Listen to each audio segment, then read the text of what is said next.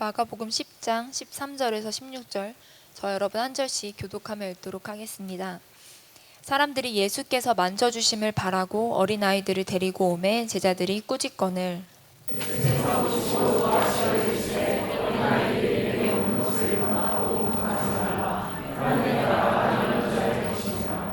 내가 진실로 너희에게 이르노니 누구든지 하나님의 나라를 어린아이와 같이 받들지 않는 자는 결단코 그곳에 들어가지 못하리라 하시고 아멘. 여러분, 사람들이 어린아이들을 데리고 예수님께 옵니다. 예수님은 이미 유명 인사이십니다. 온갖 기적을 다 베푸셨죠. 풍랑이를 걷기도 하셨고요, 눈먼 자의 눈을 뜨게도 하시고요, 못 걷는 사람들이 걷게 되고요, 오병이어까지 놀라운 기적들이 있기 때문에 아주 인기가 많았을 때 사람들이 이제 자녀들을 데려와서 예수님 앞으로 들이미는 거예요. 그러니까 이렇게 좀 손길이라도 닿게 만져주시기를 바라면서 이렇게 들이미는데, 이 당시 아이들은요, 인권이 없었습니다. 지금처럼 아이들이 어떤 객관적인 한 인격체로서 완전한 인격체로 여겨지지 않았던 때예요. 그런 개념 자체가 없었습니다. 우리나라도요, 그 90년대에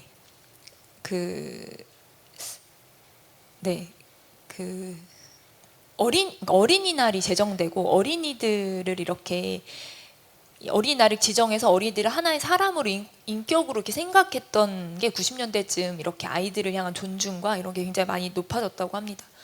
그러니까 이 2000년 전에 아이들은요, 사람으로 숫자도 세지도 않았고요, 어떤 그냥 아들이면 좀 더 중요할 수 있지만 어떤 하나의 사람으로서 이렇게 잘 생각하지 않았기 때문에 정말 이 인기가 높아지신 예수님 앞에 어린아이들을 들이미는 그런 부모들이, 제자들은 되게 싫었던 것 같아요. 그래서 막 꾸짖습니다. 그러지 말라고 막 혼냈겠죠. 어디 감히 우리 예수님 앞으로 애들을 들이미냐 그러면서 막 화를 내는데, 예수님이요 엄청 화를 내십니다. 꾸짖으시면서요, 예수님이 감정을 이렇게 평소에 많이 드러내시진 않았던 것 같은데 노하시요, 심히 분이 여기시면서 예수님이 화를 내시는데 왜 이렇게까지 화가 나셨을까? 제자들은 어떤 마음으로 아이들을 막았을까요? 예수님이 유명인사가 되셨고 이 위대하신 대단한 스승 앞에 아이들을 들이미는 게 싫었던 것 같은데, 이게 당시 상식으로는 맞았을지도 모르겠습니다. 당시 유명인사들, 높은 사람들은 이렇게 어린아이들이 막 자기한테 와서 바글바글 거리는 걸 싫어했을 수도 있을 것 같아요. 그래서 우리도 연예인들 나타나면 보디가들도 같이 다니고, 유명한 정치인들 있으면 수행원들 막 함께 다니면서 이렇게 주변 막아주잖아요. 그러니까 제자들은 그런 어떤 보디가드 역할들을 좀 자처했던 것 같습니다. 근데 예수님의 생각은 달랐죠. 예수님은 아이들을 환영하시면서 뭐라고 하시냐면 하나님의 나라가 이런 자들의 것이다 라고 말씀하십니다. 약간 어린이 인권의 선구자가 아니실까 생각을 해보게 됩니다. 예수님께 누가 오는지 결정하는 건 예수님이 하시는 거예요. 근데 제자들이 월권을 했어요. 제자들이 결정하려고 했습니다. 예수님을 위한 일이라고 생각했지만 예수님을 위한 일이 아니었어요. 하나님 나라가 이런 자의 것이다, 이런 사람, 이런 아이들의 것이다, 소유격, 하나님 나라가 얘네 거다, 이렇게 해주시는 거예요. 그러면서 내가 진실로 너에게 이르노니 누구든지 어린아이들과 같이 하나님 나라를 받들지 못하면 천국에 들어가지 못한다라고 말씀하십니다. 여기 본문을 보면서요, 우리는 어떤 생각을 할 수 있냐면, 예수님 아이들 참 사랑하시는구나. 그 당시에 보잘것없이 여겼던 사람들, 주님은 죄인과 함께 하시고 세리와 함께 하시고 이 시대적으로 이렇게 소외된 자들, 아픈 자들, 이런 자들을 돌보셨기 때문에 어린아이도 참 사랑하시는구나, 이렇게 생각 정도로 할 수 있을 것 같아요. 근데 그리고 그 다음 나오는 본문을 읽으면요, 조금 생각이 복잡해집니다. 저희 마가복음 10장 아까 16절까지 읽었는데요, 17절부터 27절까지 조금 길지만 저 한 절씩 교독하며 읽어보도록 하겠습니다. 예수께서 길에 나가실새 한 사람이 달려와서 꿇어앉아 묻자오되 선한 선생님이여, 내가 무엇을 하여야 영생을 얻으리이까? 예수께서 이르시되 네가 어찌하여 나를 전하려 걷느냐? 나는 아무에게는 선하니가 없느냐? 내가 계명을 안 하니 살인하지 말라, 간음하지 말라, 도둑질하지 말라, 거짓 증언하지 말라, 속여 빼앗지 말라, 내 부모를 공경하라 하였느니라.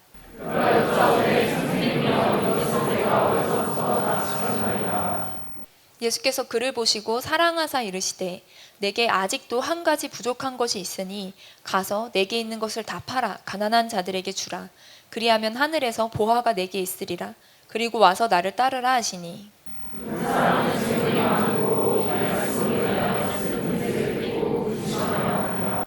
예수께서 둘러보시고 제자들에게 이르시되 재물이 있는 자는 하나님의 나라에 들어가기가 심히 어렵도다 하시니.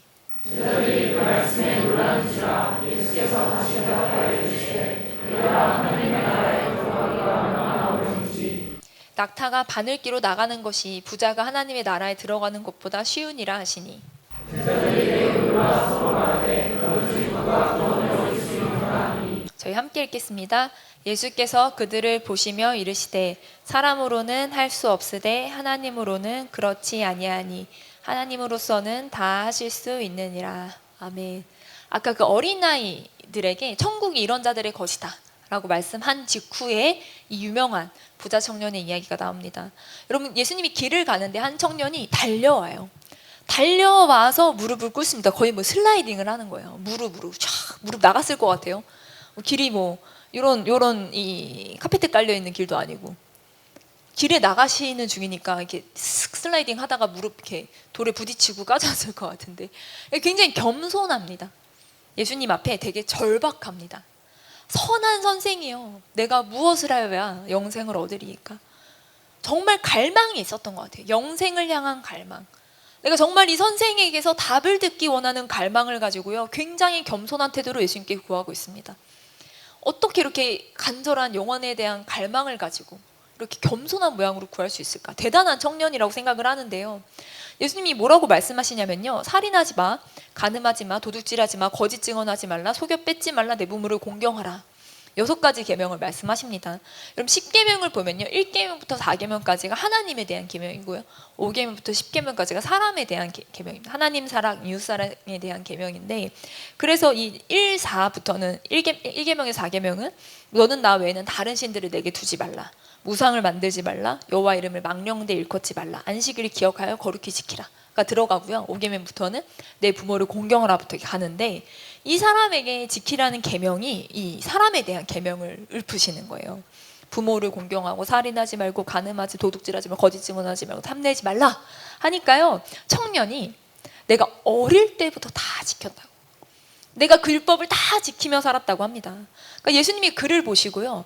사랑하시되 사랑해서 사랑스러운 눈빛으로 뭐라고 하시냐면요. 그러면 한 가지 못한 게 있는데 부족한 게 있는데 뭐냐면 네가 가진 거 다 팔아가지고 와서 나를 따르라는 거예요. 그 사람은 부자였어요.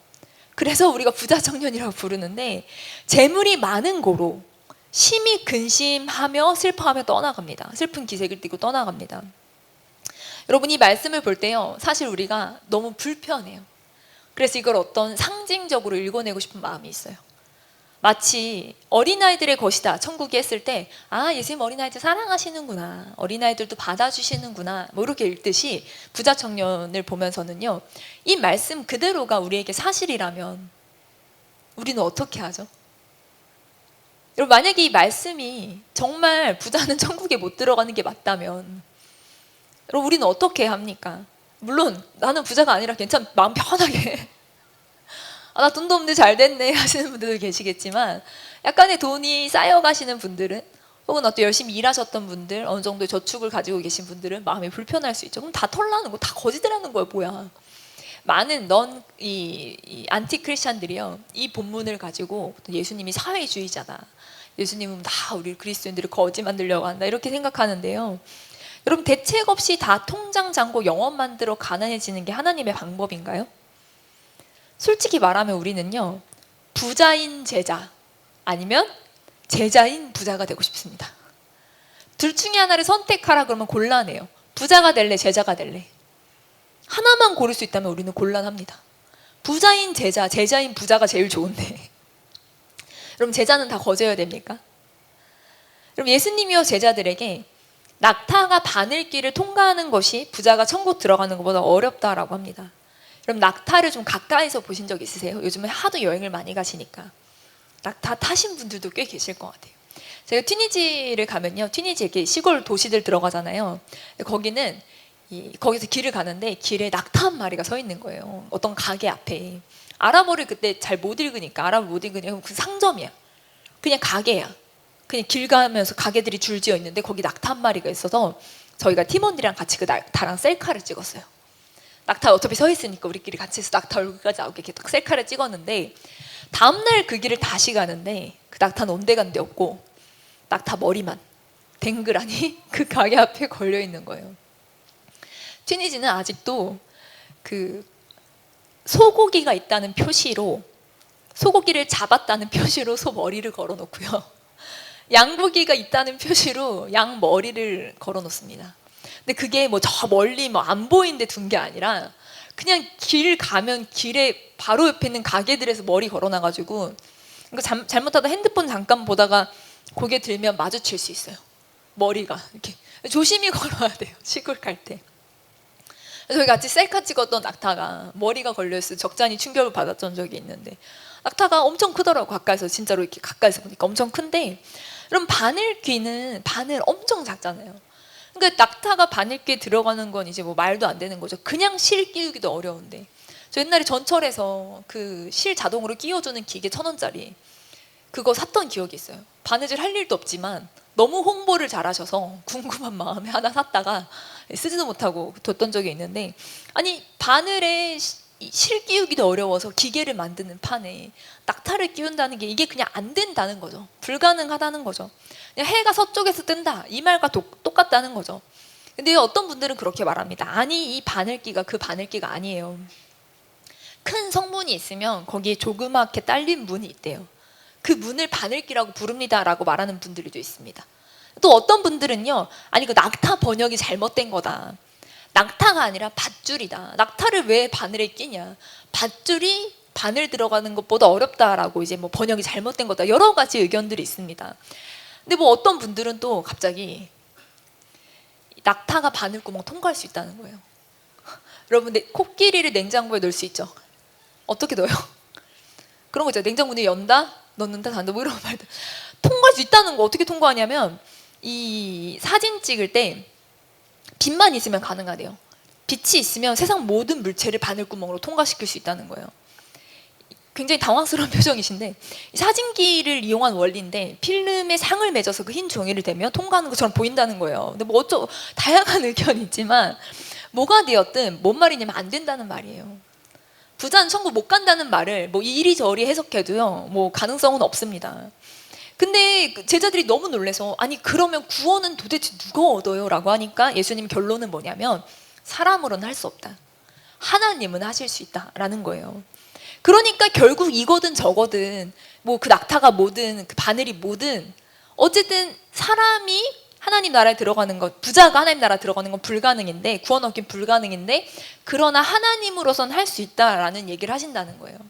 근데 여러분, 이 두 가지 비유가 붙어 있다는 것을 우리는 기억해야 됩니다. 왜냐하면 성경이 장과 절이 나눠진 건 비교적 최근이에요.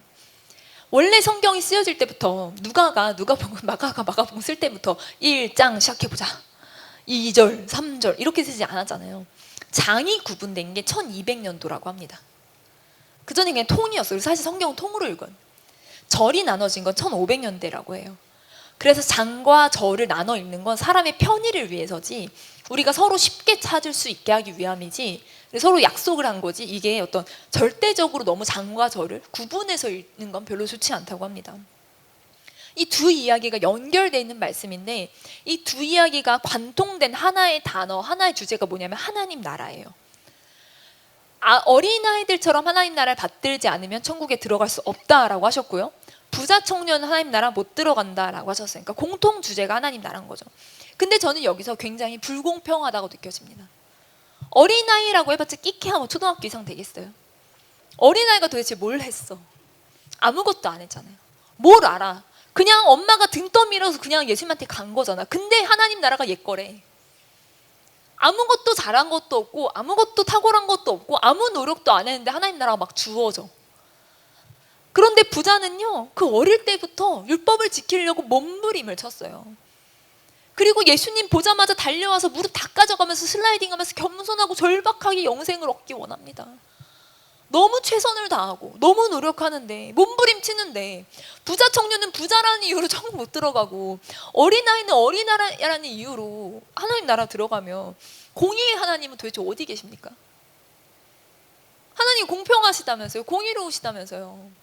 자격 없이 주시는 은혜라면서 어떻게 이렇게 아무것도 안 한 애들한테는 막 공짜로 퍼주시고 모든 것을 하려고 노력한 부자 청년에게 그거 재산 처분 못하고 우리 어떻게 그 모든 것을 다 팔고 예수님을 그걸 어떻게 한순간에 그렇게 믿음을 드릴 수 있어요? 그건 믿음 못 드린다고 천국 못 들어가면요 너무 불공평하다는 거예요.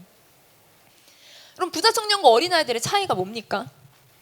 많은 분들이 아이들은 순수합니다. 그래서 순수한 아이들처럼 하나님 앞에 나아가야 됩니다 라고도 하시고요. 뭐 깨끗하다, 단순하다 뭐 여러 가지 차이가 있을 수 있어요. 결정적 차이가 뭘까요? 도대체 어떤 차이가 있길래 아이들은 천국을 막 받아? 걔네들 거야 그냥 소유격이야 너희들 거야. 근데 부자 청년은 모든 걸 다 해도 못 가. 어떤 차이가 있을까요? 어린아이들 같이 천국을 받들지 않고서는 천국에 들어갈 수 없다라고 합니다. 받들다가 뭘까요? 받들다 receive예요. 받다 원어로 영접하다입니다.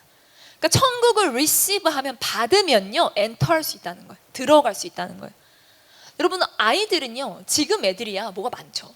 장난감도 많고 뭐 워낙 요즘 이 풍성한 이 시대를 살고 있으니까 아이들이 뭐 가진 것도 많고 자기 것도 많아요. 그러나 이 당시 예수님 당시 아이들은 사실 뭐 가진 게 없죠.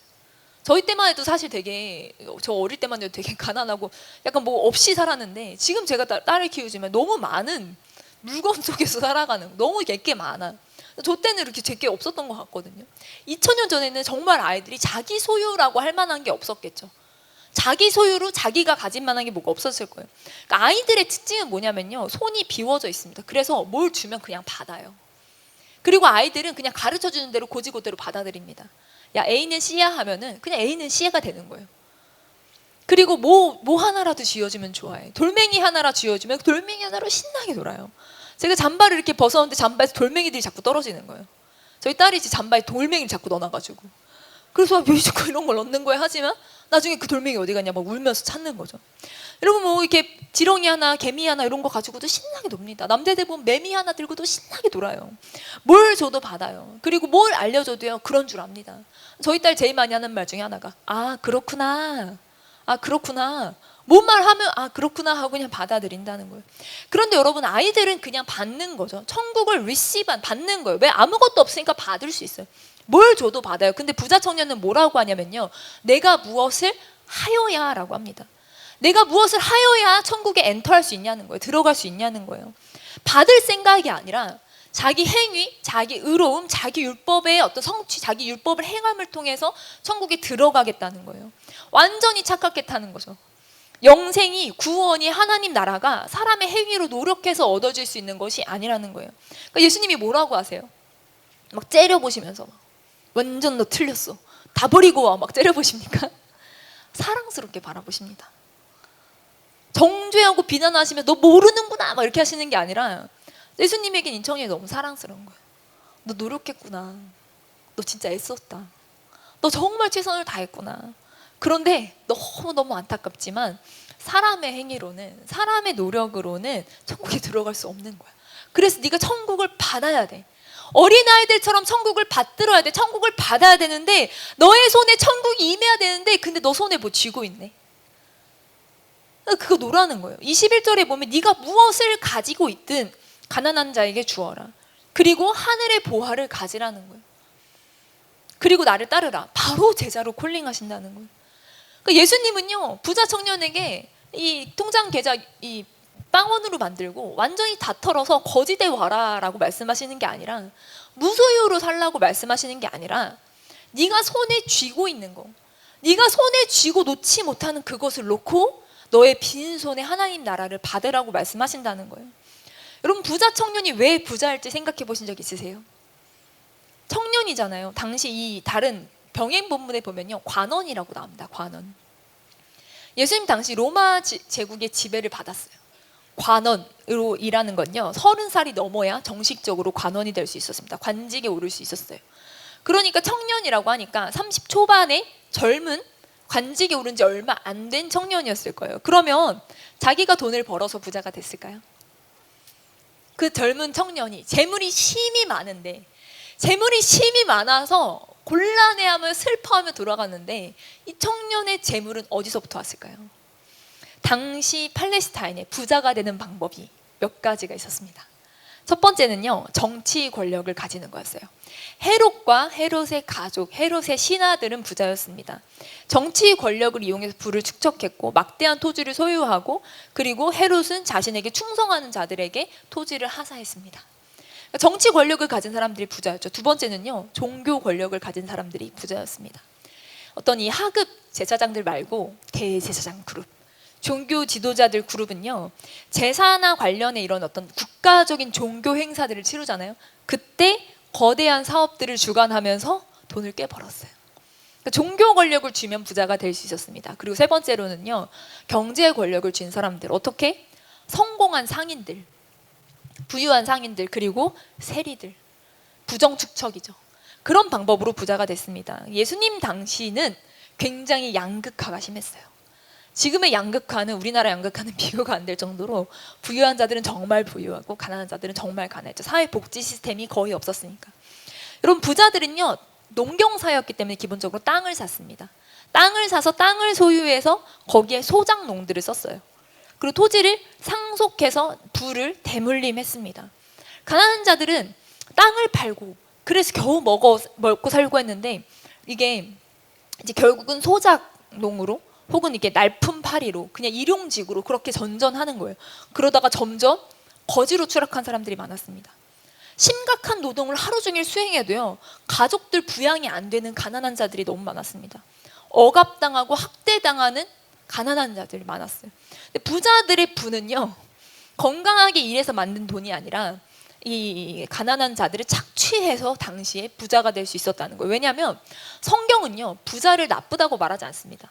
부를 나쁘다고 말하지 않아요. 그러나 예수님 당시의 부자다라는 건요, 많은 막대한 토지를 가지고 있다라는 뜻이고, 그 뜻은 말씀을 지키지 않았다는 뜻이에요. 왜냐하면 율법에 희년의 개념이 있거든요. 땅을 돌려줘야 되거든요. 원래의 주인들에게 땅을 돌려주고, 그리고 율법에 가난한 자들을 돌보라는 개념이 있거든요.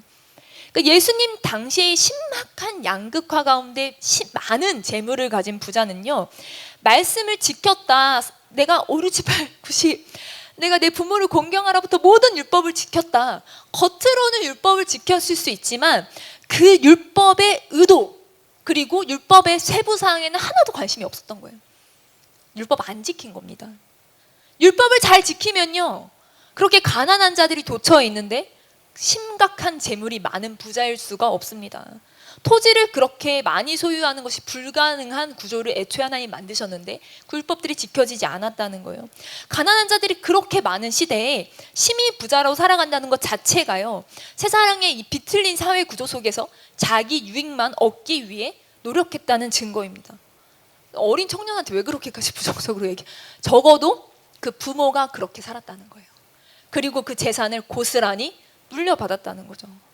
그걸 당연한 것으로 자기 삶에 취한 거예요.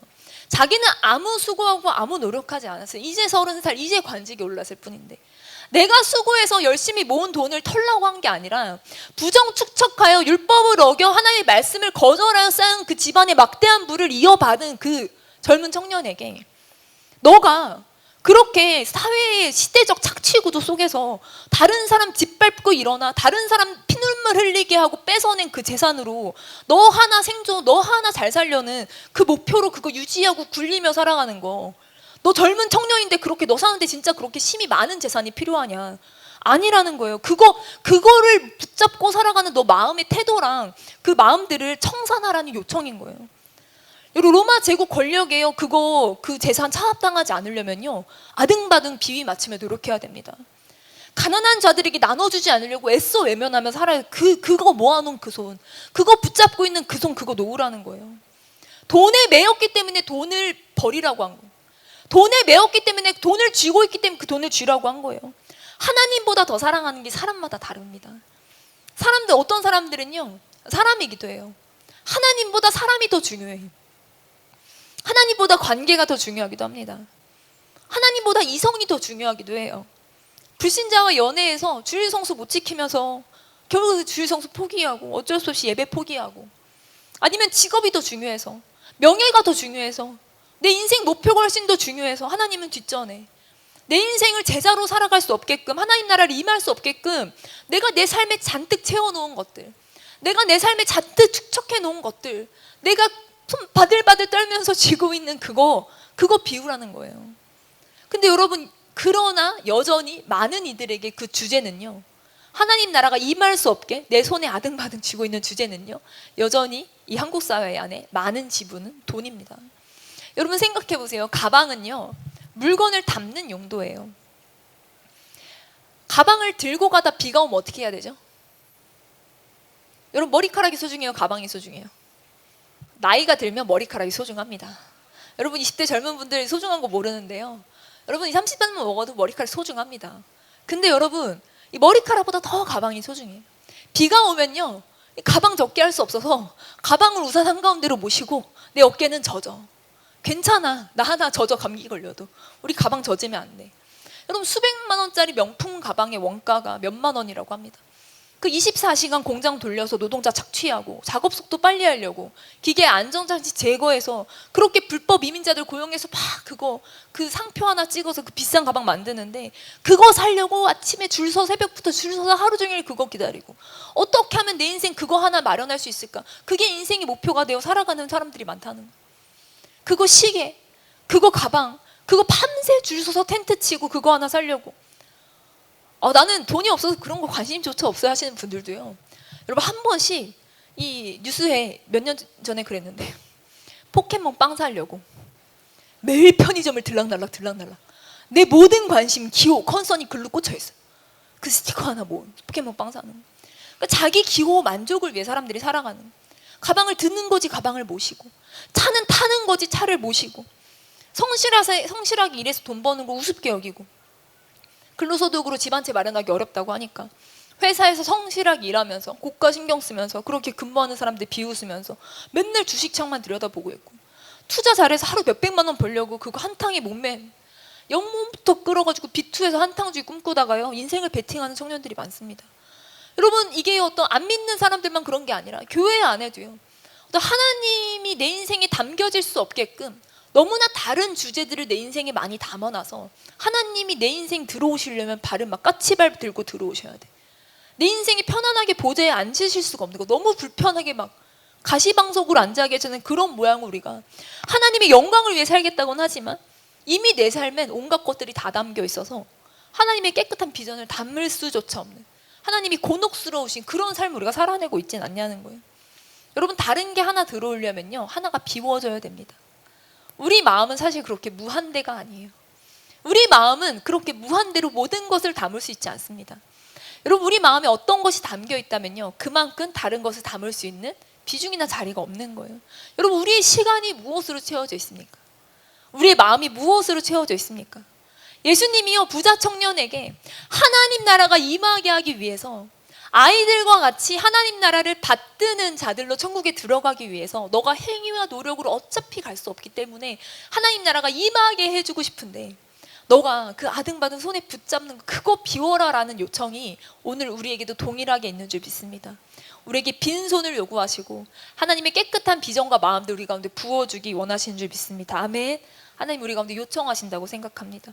우리 누가복음 19장 1절에서 10절 말씀도 함께 읽도록 하겠습니다.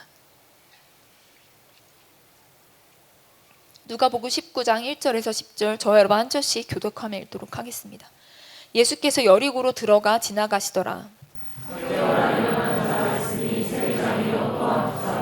그가 예수께서 어떠한 사람인가 하여 보고자 하되 키가 작고 사람이 많아 할 수 없어.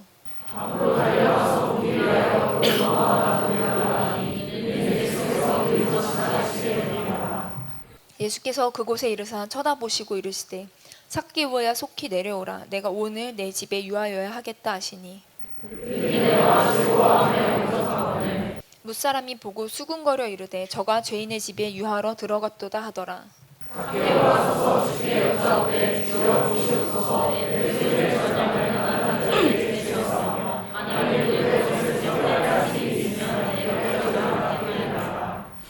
여호와께서 이르시되 오늘 구원이 이 집에 이르렀으니 이 사람도 아브라함의 자손이미로다. 아멘. 여러분, 이 누가복음인데요. 아까 그 부자 청년 얘기도 누가복음 이 직전에 나옵니다. 바로 위 조금만 올라가면 나와요. 그리고 예수님이요, 누가복음 19장에 여리고로 들어가십니다. 여리고는요, 굉장히 많이 들어봤던 도시 이름이죠. 네, 여리고성이 무너졌던 그 구약의 사건을 우리가 굉장히 잘 알고 기억하고 있어요. 여리고는 유대 지역의 고대부터 굉장히 오래된 도시 중에 하나고, 또 예루살렘과 가까워 지나가는 길에 순례자, 통행자가 많이 지나갔습니다. 크고 활발했던 도시예요. 그리고 상당히 중요한 도시였습니다. 상업의 중심지도 했고요. 어떤 이 국경 도시로서 역할도 했습니다. 그리고 유대에서요, 가장 비옥한 지역 중에 하나였어요. 종려나무가 많아서 이 도시 특징이 종려나무의 성이라고 부르기도 했습니다. 그리고 여기는요, 사시사철 날씨가 좋아서 헤롯이 겨울에 궁전을 짓고 여기 살았어요. 그러니까 따뜻했다는 거죠. 굉장히 좋은 제2의 도시 같은 그런 도시였어요. 예수님이 여리고를 지나가시는데 바로 앞전에 바디메오 눈을 뜬 기적을 행하십니다. 여리고에 맹인이 눈을 뜬 사건이 있어요. 그리고 이 사건 때문에요, 많은 사람들이 예수님을 쫓아가기 시작합니다. 굉장히 많은 인파 가운데 예수님의 인기가 더 높아지고, 맹인의 눈을 뜨게 했다라는 이 놀라운 소식이요, 여리고에 순식간에 퍼졌을 거예요. 이제 그때 이제 삭개오라는 사람이 등장하는데요. 성경은 삭개오에 대해 3가지 정보를 주고 있습니다. 뭐라고 말하냐면 세리장이고 키가 작고 부자다. 3가지를 얘기해요. 그럼 삭개오라는 이름 뜻은요, 정결한 자입니다. 정결한 자, 의로운 자, 깨끗한 자. 근데 삭개오라는 2절에 보면 이름하는 자가 있으니 세리장이요 또한 부자라 라고 하면요, 삭개오, 정결한 자, 깨끗한 자가 있으니 더러운 돈으로 부자 됐다, 이 얘기입니다. 굉장히 역설이죠. 정결한 자, 깨끗한 자, 의로운 자가 더러운 돈으로 부자가 된 이 역설적 한 문장으로 탁 이 삭개오에 대한 임팩트를 주는데, 여러분, 세리, 당시 세리라는 직업이 어떤 직업인지 대부분은 교회에서 많이 들어보셨을 거예요. 로마가요, 광대한 지역을 통치하면서 다 직접 통치하지 않았습니다.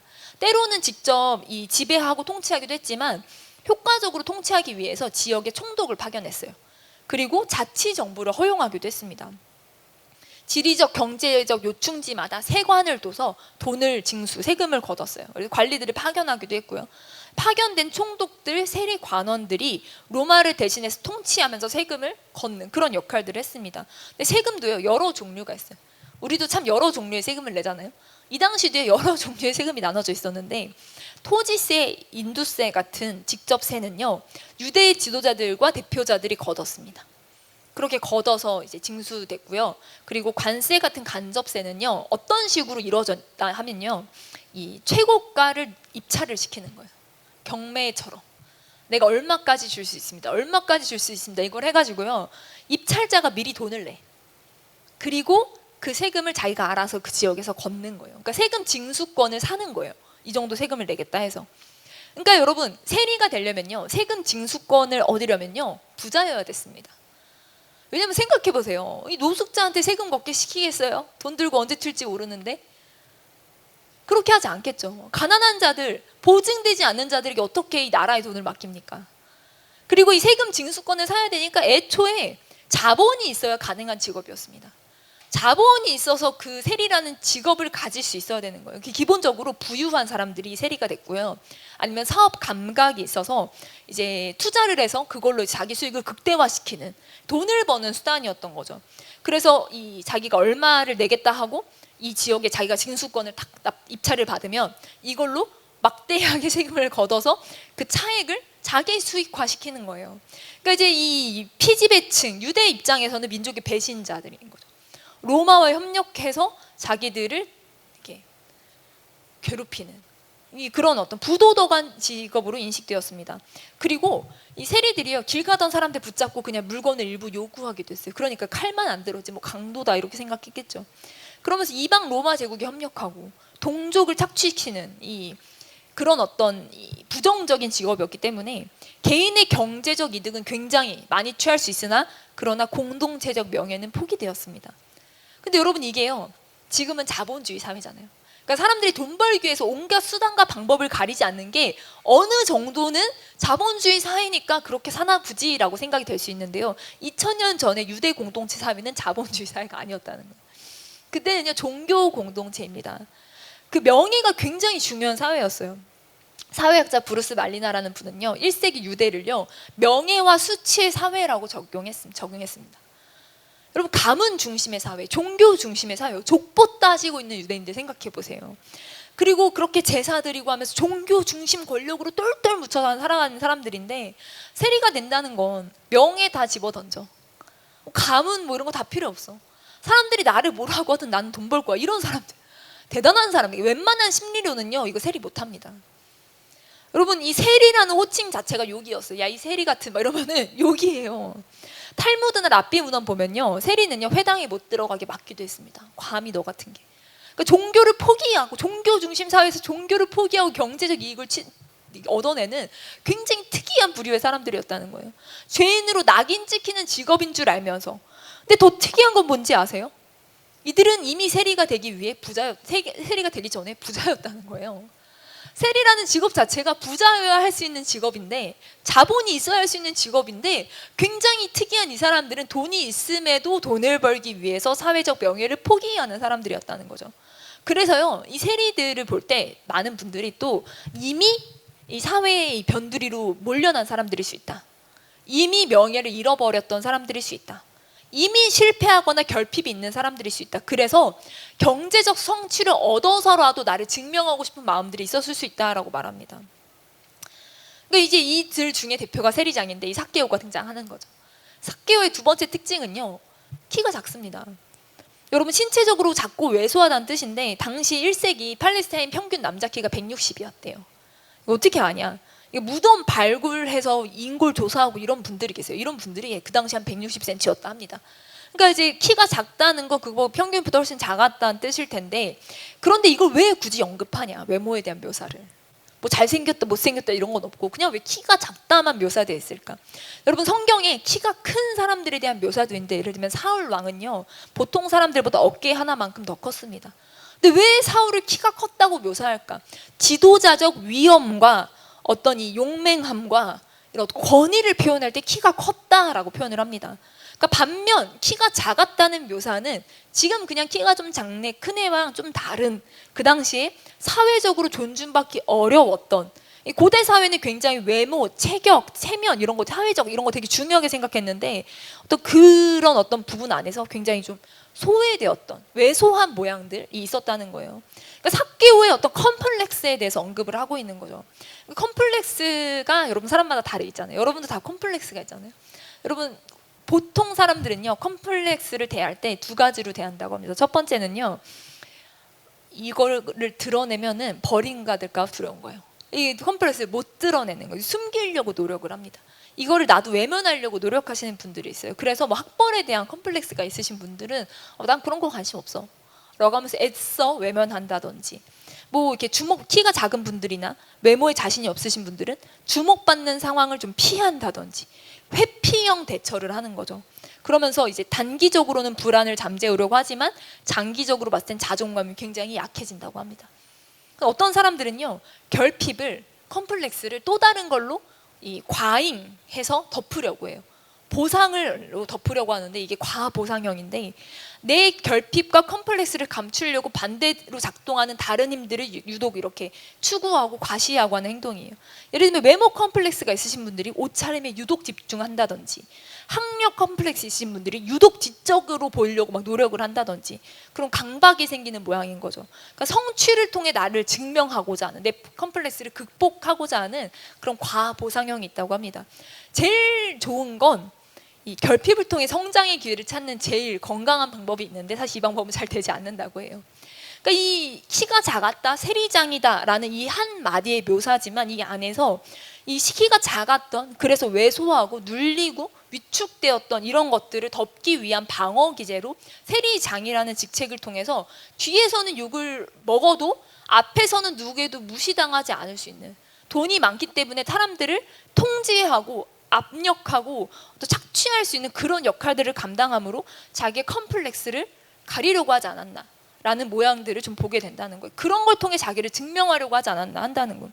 자격지심도 있었을 거고요. 인정받고 싶은 욕구도 꽤 강했을 걸로 보입니다. 이거에 대해서 아니 키 하나로 뭐 그렇게까지 키 작은 걸로 그렇게까지 얘기하세요 할 수 있는데요. 성경 해석사에서는요, 인물 묘사를 상징적으로 읽습니다. 그래서 키가 작았다라는 묘사가 그냥 진짜 키가 작은 팩트를 넘어서서 그 사람의 삶 가운데 있었던 컴플렉스나 어떤 어려움을 나타내주는 게 맞다는 거예요. 근데 여러분, 삭개오가 접근 방법이 굉장히 이상한 게, 아니 왜 나무에 올라가? 앞전에 바디메오는요, 맹인은요, 소리 질렀습니다. 다윗의 자손이요. 소리가 질러서 예수님을 만나려고 했어요. 여러분, 혈루증 여인 어떻게 예수님 만납니까? 인파를 뚫고 막 가리고 막 가가지고 예수님 옷자락 살짝 만지고 가잖아요. 그 인파를 뚫고 군중을 뚫고 가려는 사람들도 있었어요. 헬라인 몇 사람은요, 이 빌립에게 접근해서 예수님과의 만남을 요청하기도 합니다. 제자들에게 접근해서 예수님과의 어떤 미팅을 주선을 해달라고 요청하는 그런 사람들도 있었어요. 다양한 방법으로 예수님을 만났던 성경 속 사람이 있는데 나무 위로 올라간 사람이 이 사람밖에 없습니다. 굉장히 독특한 발상이에요. 왜 소리를 지르거나 군중을 뚫거나 한밤중에 니고데몬 찾아갔잖아요. 뭐 그런 식으로 예수님 만날 수 있는 인파와 있지 않는 그런 시간을 사용한다든지 여러 가지 접근 방법이 있을 텐데 왜 나무에 올라갔을까요? 그리고 예수님을 왜 만나려고 하지 않고 보려고 했을까요? 이토록 예수님이 궁금하다면 예수님을 만나볼 법한데 만나지 않고 보려고만 했다는 거예요. 여러분, 당시에 병자들을 볼 때 사람들이 죄인이라고 생각했습니다. 저 사람은 죄가 있어서 병에 걸렸구나. 아니면 저 사람이 죄가 없으면 그 부모의 죄로 인해 저 사람이 맹인으로 태어났구나. 뭐 이런 식으로요, 병자들, 아픈 사람들을 향한 죄인으로 치부하고 대하는 것들에 대한 인식이 있었습니다. 병자들을 기피했죠. 죄인으로 처리하고. 그런데요, 세리는 좀 다릅니다. 세리는 선택적. 뭐 강 앞에서 로마 제국이 와서 너 세리해 이렇게 한 거 아니거든요. 자발적으로 지원해서 그 중에 부자들 필터링해서 자기가 입찰해가지고 세리 부자들이 될 수 있는. 그러니까 이제 어떤 병자를 회피하는 것과는 또 다른 차원의 회피인 거. 사람들이 삭개오를 당연히 싫어했겠죠. 칼만 안 든 강도, 민족의 배신자들. 그러니까 싫은 것을 넘어선 마음에 부글부글 끓는, 내 재산을 착취하고 뺏어가는 나쁜 사람이라는 분노가 있었을 거예요. 그리고 제가 한 번은 학교 앞을 지나가는데 그냥 저는 집에 가고 있었어요. 근데 학교 앞이 막 바글바글한 거예요. 무슨 일이지? 전 되게 호기심이 많아서 꼭 보고 가야 되거든요. 그래서 궁금해서 집에 가는 길에 마침 거기 사람들이 모여있길래 지나가는 길에 한가운데로 가서 좀 누가 있는지 보려고 사람들 사이를 이렇게 뚫고 지나갔어요. 누가 있지 이렇게 보려고 하는데 제가 어쩌다 보니까 그 인파의 두 번째 줄에 서게 된 거예요. 근데 이 앞에 있는 분이 제가 누가 있지 막 이렇게 발돋움하는 걸 이렇게 뒤를 보더니 그 대선 후보가 온다는 걸 알려줬어요. 그러더니 저한테 악수를 해봤냐는 거예요. 대선 후보랑 그 후보랑. 그래서 제가 아니요? 아니요? 했더니 그게 아마 그 대선 후보 왔을 때 늘 다니시는 분들이 같이 다니시는 것 같더라고요. 팬클럽이 쫓아다니시는 지지자들이. 저한테 악수를 해봤냐는 거예요. 아니요? 했더니 그분이 나를 보더니 악수시켜주겠다면서 나를 자리를 바꿔줬어요. 나를 앞으로 몰아주고 자기는 뒤로 가서 나를 이렇게 밀어주는 거예요. 그래서 얼떨결에 나 집에 가는 중인데 가려고 해서 그래서 이렇게 갔다가 근데 진짜 앞으로 오신 거예요. 그래서 제가 악수를 했어요. 근데 손이 너무 말랑말랑하신 거예요. 너무 손이 부드러워서 나이가 많으신 아저씨인데 손이 너무 부드러워서 기억나는 거는 너무 손이 부드럽다 이거밖에 없어요. 그리고 이제 감사합니다로 저는 이제 갈 길을 갔죠. 여러분, 저는요 그분의 그 양보, 나를 그 대선 후보 악수를 시켜주려고 자리를 비켜줬던, 자기가 악수를 하지 않다 난 해봤다는 거예요. 난 해봤으니까 너 해보라고 자리를 바꿔줬던 그분의 그 호의가요, 내가 누군지 알고 잊혀지지 않아요. 그 너무 고마운데. 여러분, 삭개오가 키가 작은데 그 누가 배려해줬겠습니까? 여러분, 전철에요 인파 많으면요, 사람 많으면요, 형제님들은 잘 모르실 거예요. 키가 좀 작으신 자매님들은요 숨을 쉬기가 어렵습니다. 진짜 쉽지 않아요. 가끔은요 다리가 동동 뜨기도 합니다. 내 의지랑 상관없이 몸이 뛰어요. 옆에 사람들이 막 미루면. 그래서 이 인파 속에 키 작은 사람 끼는 거 되게 부담스럽고 쉽지 않은 일입니다. 근데 뭐 그 작다고 배려라도 해줬겠어요. 삭개오를 향해서. 워낙 세리장으로 미움받는데 딱 외모적 특성이 분명하니까 사람들이 대부분 인지했을 거예요. 뭐 저 사람 딱 봤을 때 키가 이렇게 외모적 특성 때문에 그 사람이 기억할 수 있었어요. 그러니까 세리장이 그 가운데 낀다 한들 사람들이 배려를 해줬겠어요. 뭘 해줬겠어요. 세리장이 예수님 만날 수 있었겠습니까? 그리고요 그 안에서 괜히 설치다가 모욕과 어떤 욕설을 당할 수도 있는 그런 가능성이 있잖아요. 사람들이 하도 싫어하니까. 그래서 하는 수가 없어 나무로 올라가는데, 여리고는 종려나무 성이라 불리잖아요. 근데 종려나무로 안 올라가요. 왜 돌무화가 나무로 올라갈까? 종려나무 보신 적 있어요? 이게 사람이 탈 수 없는 나무예요. 나무가 쫙쫙 뻗어 있어서 이게 거의 뭐 원숭이가 아니고 나무로 올라갈 수 없겠구나 싶기도 했을 거예요. 종려나무 나무 타는 게요, 평소에 막 나무 타던 사람들 아니면 쉽진 않았을 거예요. 근데 이 돌무화과 나무는요, 타기 좋은 나무래요. 그러니까 올라가기 쉬웠구나 싶기도 하겠고요. 그리고 어떤 이런 구약 역사만 엄청 연구하시는 분이 뭐라고 하시냐면, 아모스 선지자가 자기 소개할 때 나는 목자요 뽕나무를 배양하는 자라 라고 하거든요. 근데 목자인데 뽕나무를 배양하는 직업이 두 개요? 라고 할 수 있는데, 목자들이 그 당시에 농경사였기 때문에 하층민들이었어요. 이렇게 주류사에서 밀려난 사람들, 땅 없고 한 사람들이 양치고 그렇게 돈 벌어 먹고 살았는데, 그 사람들이 이게 양 데리고 돌아다니면서 먹이다가 건기가 오면 애들 먹일 게 없잖아요. 그러면 농경지가 있는 그 밀밭 주인에게 가서 그 밀 수수하고 남은 그 밑동, 그거 우리 양들 좀 먹이면 안 되냐. 그러면 이제 좋잖아요. 왜냐면 그거 어차피 아무 쓸모 없는 거, 그거 다 깨끗하게 처리해주고 양들이 먹다가 또 배변 활동을 하기도 하고, 그럼 또 비료가 되기도 하고. 그러면서 딜하면서 어떤 딜을 했냐면, 그 밭에 있는 돌 무화과 나무들이요, 그 열매가 구멍을 바늘로 뚫고 거기다가 이제 올리브 기름을 넣는지 바르는지 해야 그 열매가 좀 좋은 열매로 할 수 있었다는 거예요. 그래서 그런 수작업, 이 뽕나무 배양 작업 같은 그 무화과나무 배양 작업을 해야 되는데, 그거를 목동이 우리 양들이 이거 먹게 해주면 내가 하겠다라고 해서 그런 딜이 많이 이루어졌다고 합니다. 그래서 목자들이 돌 무화과나무 타고 올라가서 그거 열매를 이렇게 만지는 일들이요, 왕왕 주변에서 흔히 볼 수 있는 일이었대요. 그러니까 종려나무 어차피 타기가 힘들어. 어차피 올라가기 너무 높아. 그런데 딱 올라가기도 괜찮고 나무 위에 올라가 있으면 사람들이 별로 의심하지 않고, 목자가 올라갔구나. 늘 목동들이 나무 타서 그거 작업하고 있으니까 그냥 목동이 올라갔구나 해서 어떤 주목받지 않을 수 있는 그런 적절한 자리를 선점한 거죠. 예수님 이쯤 지나가시겠구나 해서 목동처럼 대충 보이도록 해가지고 그 위에서 예수님 지나가시는 거 보려고 이러고 있는데, 어쨌든 이게 뭐 목자처럼 보이려고 했든 이랬든 저랬든 목자는 최하위층이었고, 어쨌든 세리는 부가 있었던 사람이기 때문에 세리장으로서는 과감한 결단입니다. 나이가요 적어도 40대 이상은 됐을 거라는 거예요. 나이가 적지도 않습니다. 이거 뭐 나무 올라가다 나무 맨날 타는 게 아니니까, 나무 올라갔다 잘못 떨어지면 이거 뭐 허리 나갈 수 있는 그런 나이예요. 여러분, 왜 이렇게까지 삭제우가 예수님을 보고 싶었을까? 맥락상 바디메오 소문이 싹 퍼졌겠죠. 예수님에 대한 소문이 싹 퍼졌겠죠. 예수님의 사역 마무리쯤입니다. 이때 이제 예루살렘 들어가시는 길이거든요. 예수님의 사역 마무리쯤이니까 예수님에 대한 소문도 어느 정도 있었겠고, 직전에 바디메오도 고쳤고, 그 금세 떠들썩한 이 도시 가운데 삭개오가요 예수님을 보고 싶은 거예요. 삭개오가 나무에 매달려 있고, 예수님은요 길 가시다가 삭개오를 보십니다. 그리고 이제 내가 너희 집에 들어가겠다는데요, 사람들이 굉장히 당황합니다.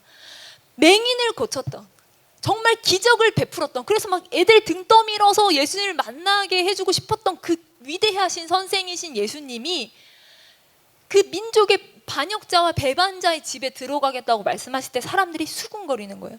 그리고 우리는요, 예수님이 우리의 기대를 벗어나 행동하실 때가 좀 있다는 걸 알아야 됩니다. 예수님은 한 번씩 찬물 끼얹으시는 것 같아요. 내 기대, 내가 예수님께 바라는 거, 얻길 원하는 거, 예수님이 내 인생 가운데 나랑 같이 가졌으면 좋겠는 것이 있는데, 예수님은 항상 이 무리의 기대를 벗어나 의외의 행동을 하시는 거죠. 의외의 사람을 바라보시고 의외의 행동을 하시고 의외의 말들을 하시는 거예요. 찬물 끼얹듯이 사람들이 수근수근 거리는 거죠. 내 기대와 다르다, 내 생각과 다르다. 어떻게 저 죄인의 집에 갈 수 있느냐 당황하십니다. 근데 여러분, 삭개오가 예수님을 보려고 이렇게 보잖아요. 그 보다가요, 보다 에이도라는 동사인데요, 그냥 보는 거예요. 관찰하고 인식하는, 단순히 보다라는 동사인데요, 그 삭개오, 자기를 보는 예수님이 삭개오를 쳐다보시고는 보다는 아나플레포라는 동사를 쓰는데요, 이거는요 신약에서 주로 시각이 회복될 때, 눈먼저가 눈이 뜨여질 때, 그런 어떤 물리적 시력의 회복을 넘어서 영적인 눈이 밝아지는 그런 굉장히 통찰력이 있는 시선, 시각, 보다, 그 보다라는 거예요. 그러니까 삭개오는 그냥 간절히 예수님을 보고 싶었고, 그 보는 시선이 예수님이 더 강력한 시선으로 삭개오를 보고 계셨다는 거예요. 보시고는 삭개오에게 속히 내려오라, 빨리 내려오라. 여러분, 삭개오에게 너 이름 뭐냐 이게 아니라 삭개오야 부르세요. 삭개오가 내 이름을 아시네. 근데 그 삭개오가 이름 뜻이 뭐라고요? 정결한 자요, 의로운 자요.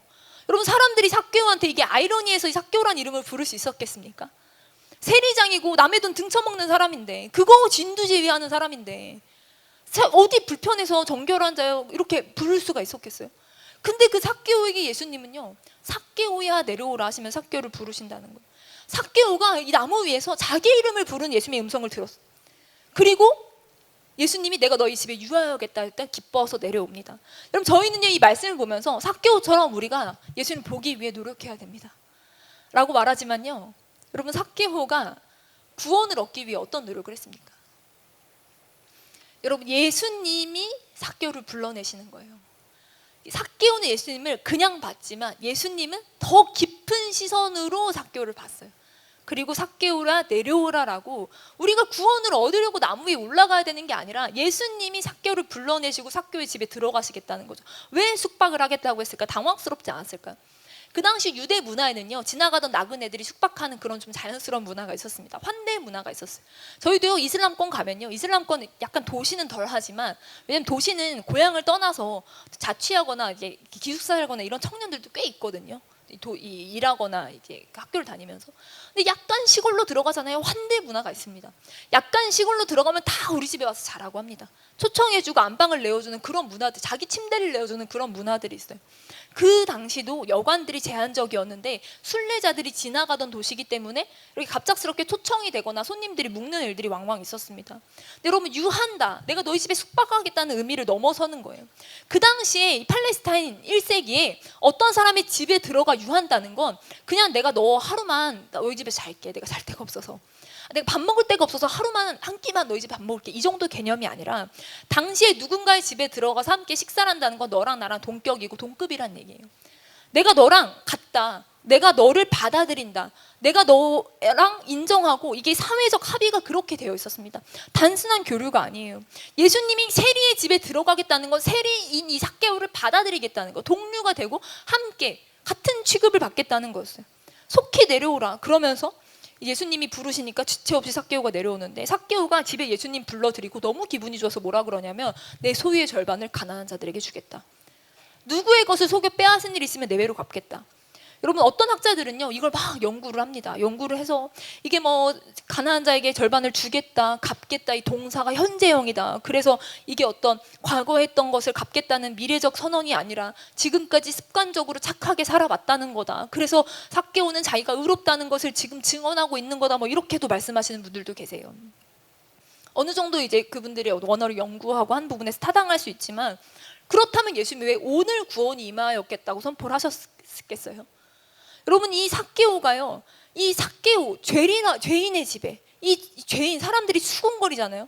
이 사람이 어떻게 살았는지에 대한 증언입니다. 이 사람은요, 죄인으로 다른 사람 거 빼앗으면서 부자였지만 더 부자가 되기 위해 얼굴에 철판 깔고, 완전히 철판 깔아서 강판 깔아가지고 얼굴에 진짜 뭐 그런 지경으로 살았던 사람이에요.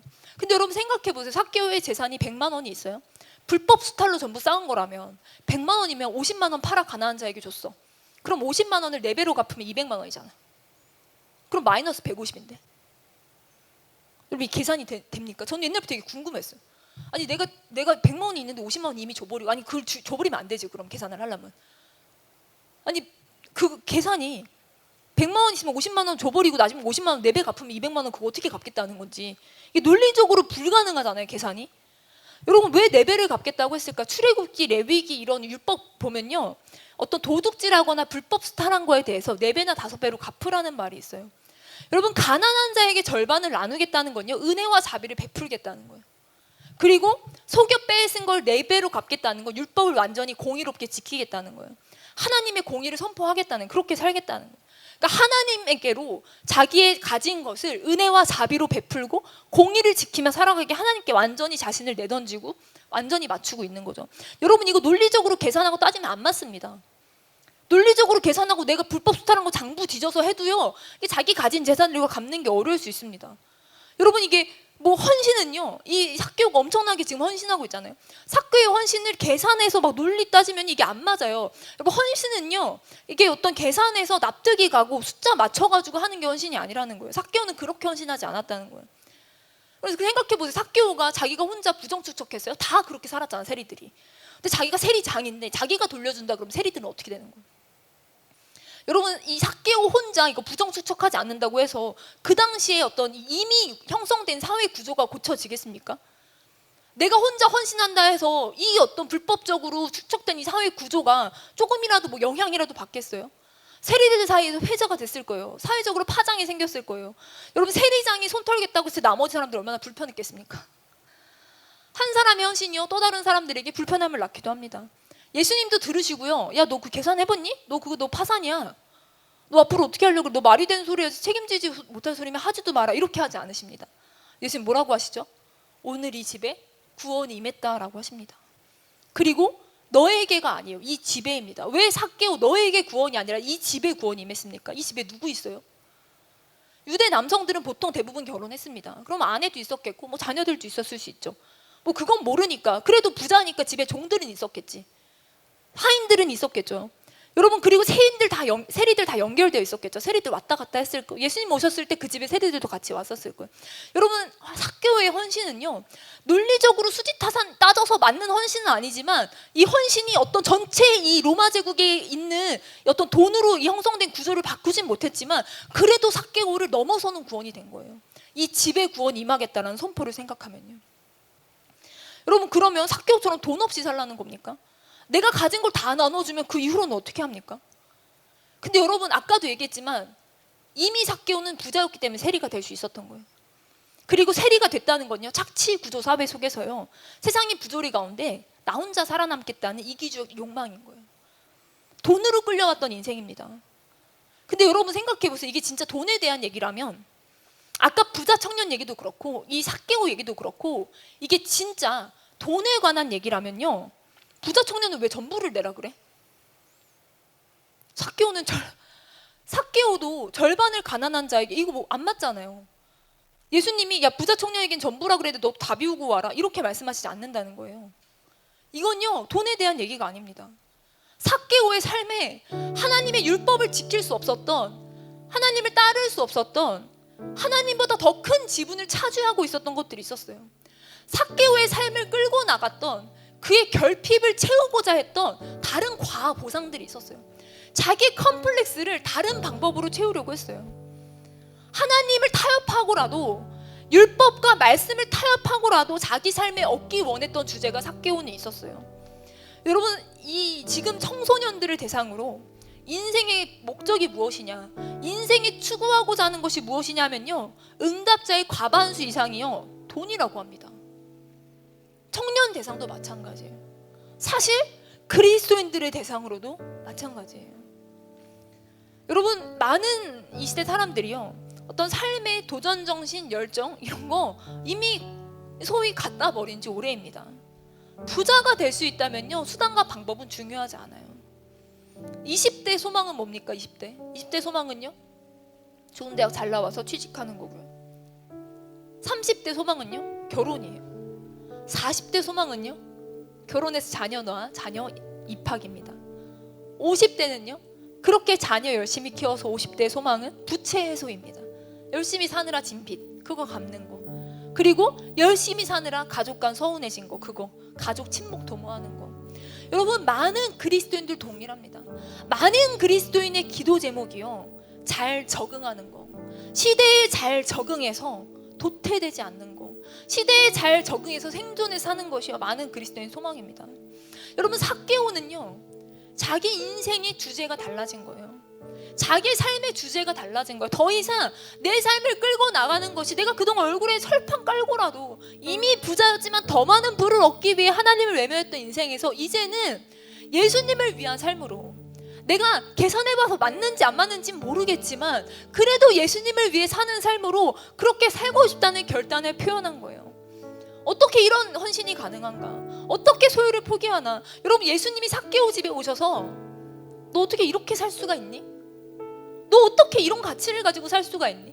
너 어떻게 다른 사람 집 빨고 그렇게 일어날 수가 있니? 이렇게요, 책망하시거나 꾸짖지 않으십니다. 예수님은 뭐 하셨는지 아세요? 예수님은 삭개오 앉혀놓고 야, 모든 재산을 다 줘야 되지 않겠니? 설득하지 않으셨어요. 너 그거 중심 가지고 사는 거 맞니? 그렇게 꾸짖지 않으셨습니다. 예수님이 삭개오 집에 오셔서요, 함께 하셨어요. 예수님과 함께 할 때 삭개오가 결단할 수 있었습니다.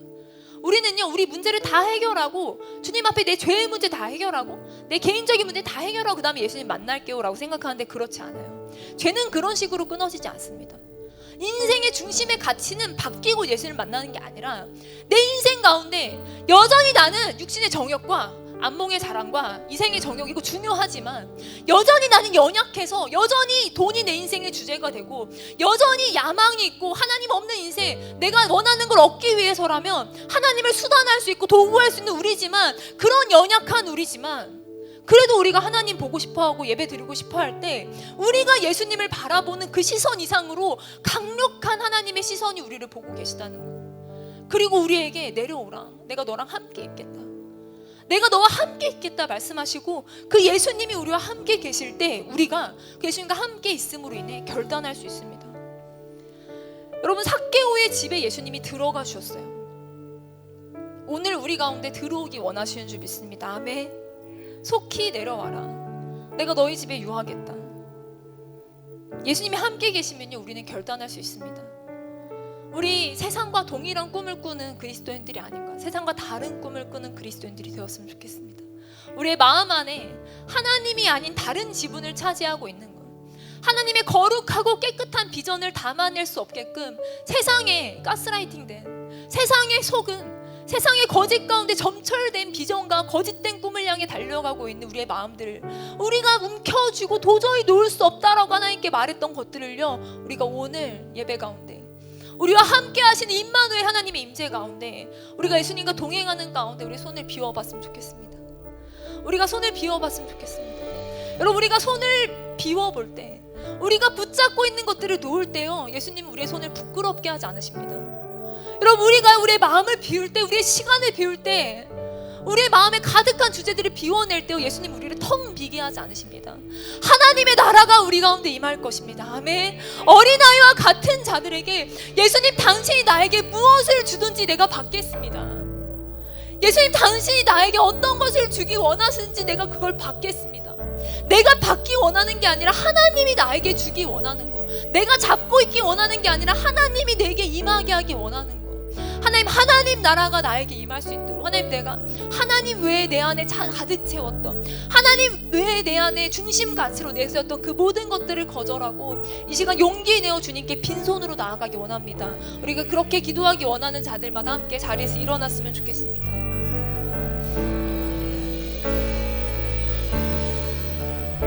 예수님이 우리를 사랑스럽게 쳐다보십니다. 너 왜 못하니?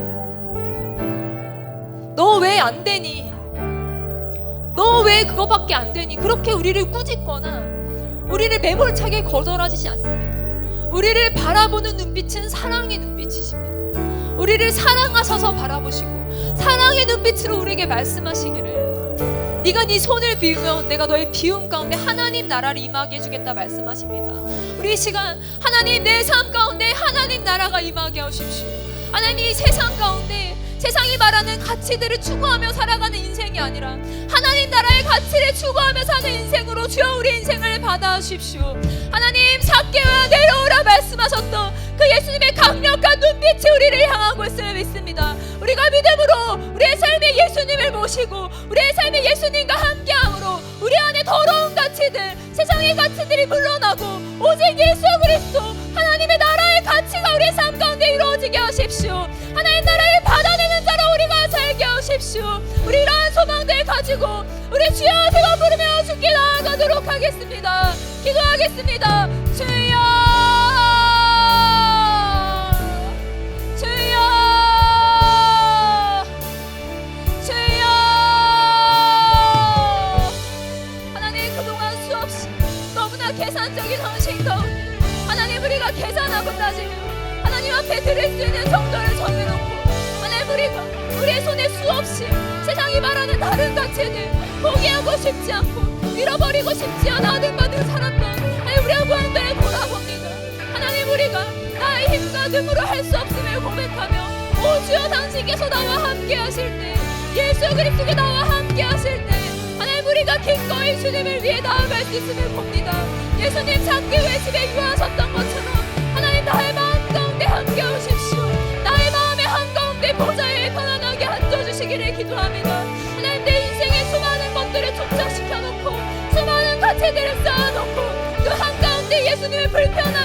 예수님을 불편하게 거하시도록 만드는 자들이 아니라 예수님 내 안에 편안히 거하실 수 있도록, 예수님 내 삶의 주인 되어 주실 수 있도록, 예수님 내 삶의 주관하실 수 있도록 주님께 기꺼이 우리의 삶을 내어드리며 기꺼이 우리의 중심 가치를 주님께 드릴 수 있는 자들로 주 우리가 살아가기를 기도합니다. 하나님, 우리가 하나님 나라가 임한 자로 살게 하십시오. 하나님의 주권과 하나님의 통치와 하나님의 일하심 우리 가운데 가득할 수 있도록 주여 하나님 나라를 붙잡고 살아가게 하십시오. 하나님, 우리가 쥐고 있는 것이 무엇입니까? 하나님, 우리가 두려워하는 것이 무엇입니까? 하나님, 우리가 세상의 눈치 보고 하나님 이 세상에 어떤 것을 붙잡기 위하여 하나님 우리가 헛된 어떤 것을 붙잡기 위해 우리가 하든바든 살아가고 있습니까? 하나님, 우리가 하나님 나라를 구하는 자들이 되기를 소망합니다. 하나님, 하나님 나라를 구하는 자들이 되기를 소망합니다. 하나님, 우리가 비워지고 하나님 우리가 깨끗해져 우리 텅빈 마음 가운데 우리 빈손 가운데 하나님 나라가 임할 수 있기를 기도합니다. 예수, 우리를 부끄럽게 하지 않으시는 하나님, 공의로우신 온전한 사랑의 하나님께서 이 시간 우리를 사랑하시며 우리 가운데 주여 하나님의 비전을 담아낼 수 있는 하나님의 거룩한 뜻을 받아낼 수 있는 하나님 우리의 빈 마음을 주님 기다리실 줄 믿습니다. 하나님, 우리가 하나님 외에 두려워하던 것들, 하나님의 타협하고로 넣어드려고 했던 것들, 하나님을 밀어내고라도 내 삶의 중심 가치 가운데 붙잡고 있었던 하나님 거짓된 것들을 이 시간 떨어뜨리기 원합니다. 하나님, 우리가 우리의 결핍과 우리의 연약함을 무엇으로 채우고 있었습니까? 하나님, 나의 결핍과 연약함을 예수 그리스도가 아닌 다른 것으로 나를 높이고 내 인정받고 하나님 내가 하나님 무시당하지 않기 위해 하나님 그렇게 노력했다. 예수님이 아닌 다른 것으로 내 마음의 구멍을 채우려고 했다. 하나님, 그 모든 것들을 이 시간 주님께 내려놓기 원합니다. 오직 예수님만이 우리의 주인이 되시며 오직 예수님만이 우리의 삶을 다스리시며 오직 예수님만이 내 삶을 끌고 나가고 오직 예수님만이 내 인생의 목적이 되어지며 오직 예수님만이 내 삶을 결정하실 수 있다는 것을 믿습니다. 하나님, 우리가 주님 앞에 계산하지 않게 하십시오. 하나님, 우리가 주님 앞에 우리 헌신을 확보하지 않게 하십시오. 하나님, 우리가 주님께 드릴 수 있는 자들이 되길 원합니다. 아낌없이 남김없이 우리가 주님께 드릴 수 있기를 기도합니다. 주여, 우리의 모든 것을 받기에 가장 합당하신 예수 그리스도께 우리를 가장 사랑하시며 오늘도 우리를 사랑의 눈빛으로 바라보시며 삭개오야 내려와라 내가 너희 집에 가겠다 말씀하시는 하나님, 우리가 기쁨 가운데 예수 우리 마음속에 모실 수 있기를 원합니다. 하나님, 우리가 기쁨으로 우리 마음 한가운데 예수를 모실 수 있기를 원합니다. 죄인된 우리 가운데 더러운 우리 가운데 연약한 우리 가운데 여전히 세상의 야망과 욕심 가운데 엉켜져 있는 우리 가운데 내가 너희 집에 유하겠다, 내가 너희 마음 가운데 구하겠다. 사람들의 거절을 받으면서 사람들의 수군거린 가운데도 망설이지 않고 우리 가운데 오셔서 내가 너희 집에 있겠다 말씀하시는 그 예수님의 사랑의 눈빛을 바라보게 하십시오. 예수님 우리 안에 거하여 오십시오. 예수님 우리 안에 함께 계실 때 우리가 끊을 수 없던 죄들이 끊어지고 우리가 거절할 수 없는 세상의 가치들을 거절할 수 있게 되는 하나님, 오늘 우리 집에 구원이 임하는 오늘 나를 넘어 우리 가족의 구원이 임하고 오늘 나를 넘어 여리고의 하나님의 구원이 선포되었던 그러한 일들을 우리 삶 가운데 일어나게 하십시오. 하나님, 오늘 우리 가정이 오늘 이 집에 구원이 임하였다 선포하시는 하나님 그 예수의 음성 가운데 하나님, 우리가 구원을 얻은 자들로서 영원한 생명을 가진 자들로서 함께 주의 나라를 구하며 함께 주의 나라를 붙잡고 살아갈 수 있는 자들